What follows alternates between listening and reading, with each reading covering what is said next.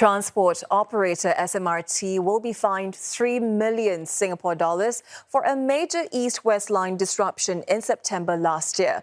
Now, the Land Transport Authority says the likely cause of the incident was degraded grease in the axle box. The axle box got dislodged and eventually the train led to the damage of over 2 kilometres of track. Nadirah Zaidi has more. An axle box like this sits below a train carriage, allowing wheels to rotate smoothly on tracks. But in what experts have said is a rare case, one of these got dislodged from a train last year, disrupting train services between Jurong East and Buona Vista for 6 days. After about 8 months of investigations, the Land Transport Authority says the likely cause is degraded grease in the axle box. One expert CNA spoke with says it's not a common issue. There has not been any incident on this has happened. And this means that there was no data that shows that, hey, this is actually a critical issue until that day that it happened. So, and that is why if we were to put ourselves in that context last year during the incident, no one would have thought that that would be the source of the issue. LTA said in its report that a definitive root cause cannot be established because parts collected after the incident were too badly damaged. But it pointed out that the grease in between bearings was degraded. This can cause wear and tear and eventually overheating and failure. A hot axle box detection system reveals temperature of the axle box was 118 degrees Celsius on the day of the incident, almost double the typical 65 degrees Celsius. This overheating likely burnt the rubber of the chevron springs, a suspension to absorb shocks and vibrations. The chevron springs then dropped off and eventually caused the axle box to fall off from the train. Still, Associate Professor Ong says that checking axle boxes as part of preventive maintenance may not be feasible.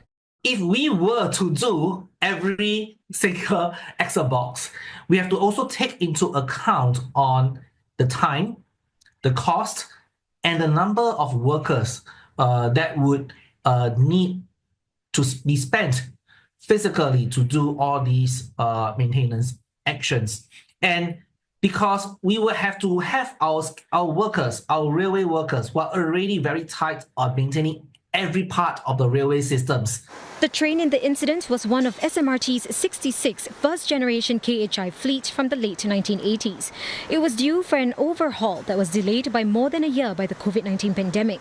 It had run more than its stipulated maintenance requirement of 500,000 kilometres.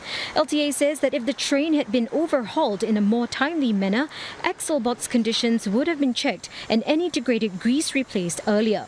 Associate Professor Ong says age would not have played a part.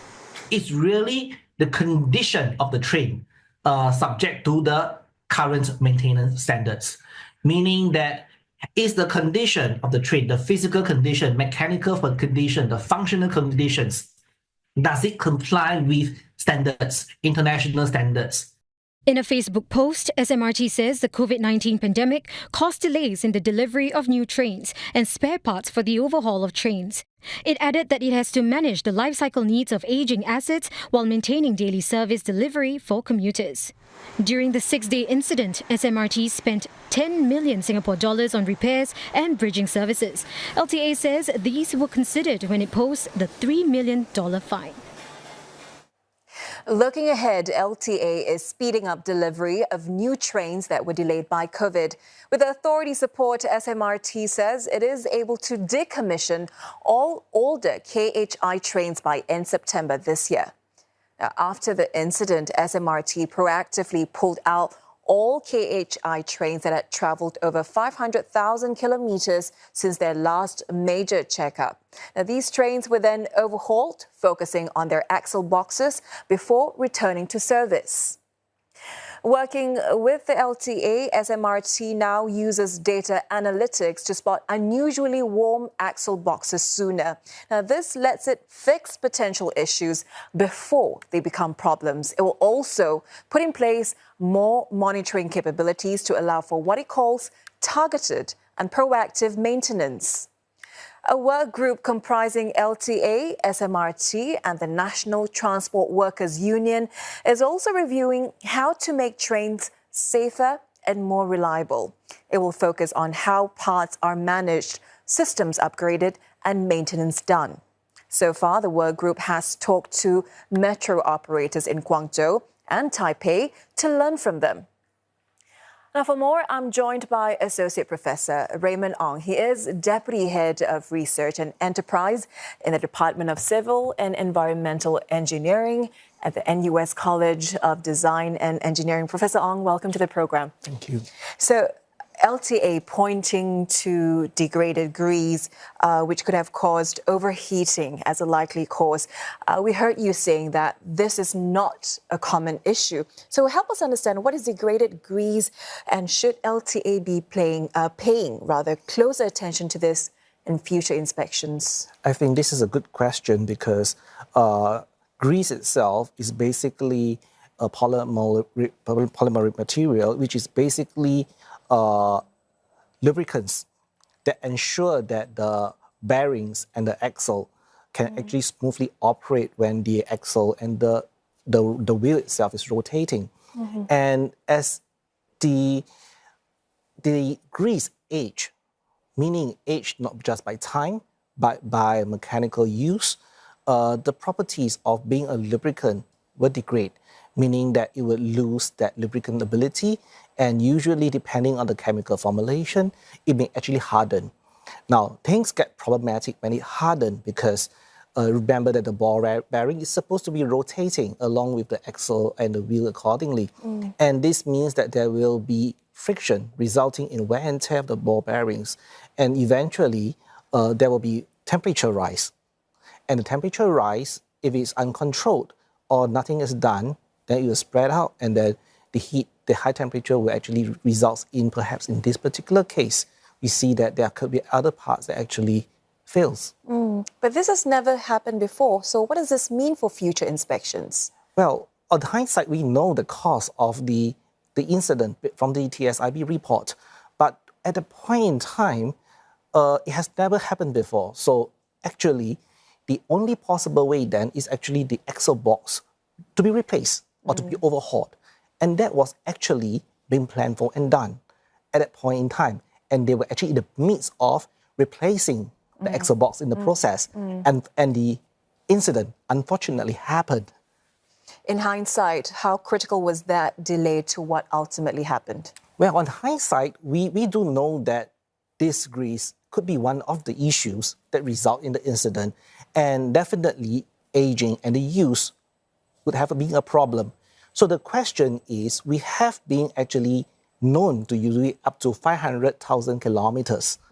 And beyond that, it's untested. So there was no data to actually do anything beyond that. Of course, that was on hindsight. So now we know that there's an issue. Then, of course, we have seen the actions that trains will be pulled out, and perhaps maintenance regimes will have to be changed to accommodate that. And we know that SMRT has also put in place data analytics to detect unusual axle box temperatures earlier. In your view, how much will that help? I think the data analytics would definitely help. And one of the key things is that we want to have proactive assessment on the condition of the parts of the train. And a lot of data would need to be collected. A lot of science would need to actually train the data to recognize the faults. And this is actually a process of developing, I would say, a more real-time monitoring systems for the railway. Are there limitations to these analytics tools that officials will have to try to pay attention to? I think we would actually need a lot of field data. And that is one potential that the new railway testing center that was opened recently could actually play a good role in this data collection aspect. And I think the LTA and the operators are doing that. Okay. SMRT previously talked about the balance between not wanting to under-maintain nor over-maintain their rails, right? Given this episode where the issue could potentially have been caught with more timely maintenance, what would have to be the sweet spot going forward? I think rather than talking about that sweet spot, we would actually have to balance the needs of various stakeholders in determining the maintenance regimes. When I say the stakeholders, I would say roughly classified into 4 big stakeholders, namely the regulators, the operators, the commuters, and our transport workers. Because the maintenance regime will obviously be a play between standards, regulations, cost, which is of course one factor, commuter delay and commuter satisfaction, and of course the load on our transport workers that is actually on the ground doing the work. Okay. We know that LTA, SMRT, they're already replacing our aging rail assets. Given our high reliance on trains, can Singapore's approach to managing them be improved on? Do you think there is a case now for replacing key infrastructure before it reaches the end of its design life?